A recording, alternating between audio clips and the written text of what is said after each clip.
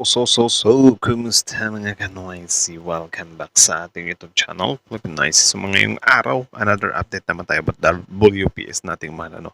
So ang video ito ay mula na naman kay Melb's Castle. So meron itong pamagat na papalayasin mo yan o papasapugin ko yung barko mo. Pagbabanta ni PBBM, pag-agresibo pa din ng China. Ayan na.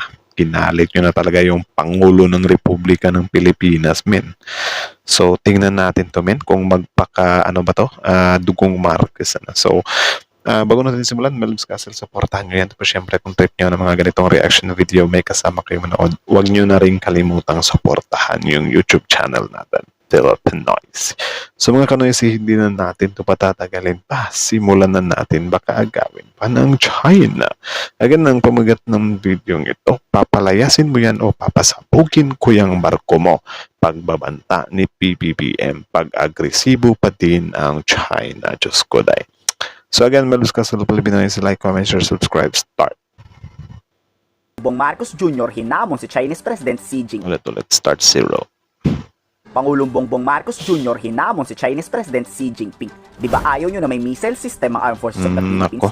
Lumayas kayong lahat sa West Philippine Sea. Paatrasin nyo lahat ng barko nyo dyan sa aming EEZ. At tigil na ang harassment sa mga Pilipino fisherman at huwag mag-water cannon tuwing may resupply. Diba? Yan ang hamon. Grabing deal yun. Diba? Sinusubukan nyo din kasi talaga yung Pangulo namin eh. PBBM sa China. Kung gusto ng China talagang alisin sa Pilipinas ang medium-range missile system, diretsahan niyang sinabi ng Pangulo sa panawagan ni Mao Ning na alisin na ang missile sa ating bansa. China for of the missile system? Oh, well, I don't understand the comments on the Typhoon missile system. We don't make any comments on their missile systems. And their missile systems are... Yun pa lang, sobrang lalim na. Diba? Sabi ni BBM, bakit magkukomento sila sa Typhoon missile na nandito sa atin? Hindi naman tayo nagkukomento sa mga Typhoon missiles nila or sa mga missiles nila. Ano bang pakin natin? Mas lamang nga sila sa atin kasi meron silang mga nuclear warheads, di ba? 1,000 times more powerful than what we have. So 1,000 more powerful. I don't understand. Let's make a deal with China. Boom. Stop claiming our territory. Stop harassing our fishermen and let them have a living. Stop ramming our boats. Stop water cannoning our people. Stop firing lasers at us. And stop your aggressive and coercive behavior. And return the Typhoon missiles. Diba? Yun. Do you think kakagatin ng China yun? Of course, hindi. Gahaman sila sa territory. Diba? Hindi nila kakagatin yan, men. Sa halip mag-ano pa yan. Magpapavictim na naman yan. Biglang maglalabas na naman ng statement si Mao Ning. Sasabihin ni Mao Ning na, hey Philippines, wag nyo nga inaano yung China na kami yung mali dito. Tama kami dito. Sa amin tong pasok sa 9-dash line namin to. Biglang gaganyan si Mao Ning, sinasabi ko sa inyo. Tigil nila yung ginagawa nila, babalik ko lahat yan. Thank you. Minamadali kasi ni Mao Ning na tanggalin na ang missile system sa mga military base. Matinding banta kasi to sa Chinese Coast Guard. Madali lang kasing bobombahin ng Philippine Army ang Chinese Coast Guard. Tapos ngayon muling papasabugin pa sa salakdib exercises. Muling sasanayan ng AFP ang pag-atake gamit ang missile. Talagang Actually, men, para sa akin, hindi naman talaga totally takot yung China sa Typhoon missile. Doon sila natatakot sa yung US sinusuportahan tayo. Kasi, men, isipin nyo na lang ha, ang suporta ng US ngayon, Typhoon missile pa lang. Diba? What more na lang kung ma-activate na yung Mutual Defense Treaty natin. Diba? Ay alam naman natin na yung American yan, gigil na rin yan sa China eh. Kung kung mabigyan yan ng pagkakataon na birahin yung China, ginawa na nila eh. ng Armed Forces sa anumang gerang posibleng mangyari. Alam nyo na, sobrang agresibo kasi ng China ngayon kumpara mo dati. It is a preparation for the Salaflib. Okay. But it is part of the Army CATEX Katihan. As mentioned previously by the Commanding General Philippine Army, we are proposing for the same capabilities. So, kaya hanggat nandito yung MRC, we maximize yung kanilang utilization to train our personnel sa mga ganitong new technology. Tinawag namang hipokrito ni Professor Renato de Castro ang China at si Mao Ning. Kapal na mukha ng Chinang sabihin. Grabe yung word na hypocrite. So, Delikado raw na may missile ang AFP. Kayo nga tagtad ng mga missile system sa war inventory. Tama. May long-range missile, May ballistic missile at mayroong ding nuclear missile. Tama. Tapos yung pipitsuging medium range ballistic missile ng AFP, takot na takot kayo? The launchers would complicate Chinese naval and amphibious operation because they could target any Chinese ships pag lumapit sa Taiwan. Again, this is a case of Chinese hypocrisy and double Tama. Hypocrisy talaga at double standard. Well, siguro natatakot din pala yung yung China sa Typhoon missile Kasi syempre, yung isang barko nila is big deal na para sa kanila yun eh. I think yung isang Typhoon missile na nandito sa atin kaya nang palubugin yung yung monster ship nila eh. 'Di ba? standard. Ako pwede magkaroon ng thousands of missiles, kayo may launchers lang, hindi pwede sabi. Tama. Ayan na nga at hinamon na ni Pangulong Marcos ang China. Ang tanong, lalayas kaya ang mga Chinese kapalit ng pag-alis ng missile system o lalayas nga yung China pero pag-alis ng missile Malabo. babalik din agad? Ano sa tingin niyo? Komento sa baba ang yung salo. Pangulong Bongbong Marcos. So, yun lang naman, mga kanoysi. So, kayo na masasabi niyo doon, comment down below, tapos yun, pag-usapan natin yan sa comment section.